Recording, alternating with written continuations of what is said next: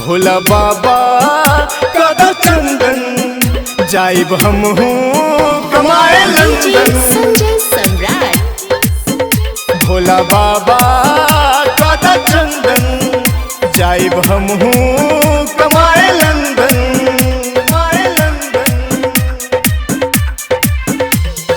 किया तू बनैला बाबा एक ही गो दिल हो, टूटला में होला बड़ी एकरा में पीर हो, एकरा में पीर हो, एकरा में पीर हो। किया तू बनैला बाबा एक ही गो दिल हो, टूटला में होला बड़ी एकरा में पीर हो, एकरा में पीर हो। किस्मत के मारल पैसे के कारण जान देला ठुकराई।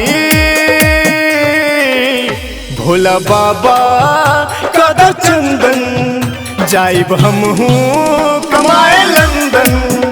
भोला बाबा कदा चंदन जाइब हमहू कमाए लंदन।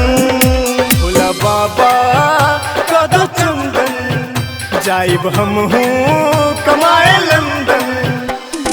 डीजे संजय भोला सम्राट। बाबा कदा चंदन जाइब हमहू कमाए। याद आई बाबा ओकर कोइल मिठ बात हो, कटते न दिन रात बिना ओकर साथ हो, बिना ओकर साथ हो, बिना ओकर साथ हो। छिए मजबूर बाबा छिए हम गरीब हो, आही साऊ खेल गेले प्यार वाला खेल हो, प्यार वाला खेल हो।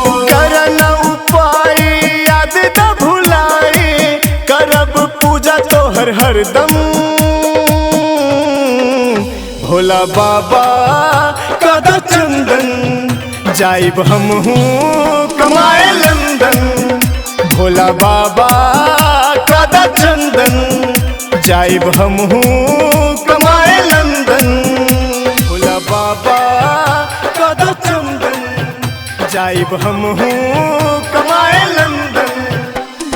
डीजे संजय भोला सम्राट। बाबा कदा चंदन जाइब हमहू कमाए। अब जाके बुझली हम दुनिया के रीत हो, पैसा पर बिक जाय छै अच्छा अच्छा प्रीत हो, अच्छा अच्छा प्रीत हो, अच्छा अच्छा प्रीत हो। होई न दोबारा गलती हमरा अब प्यार पर, बन के अमीर हम देखाई अपना दम पर।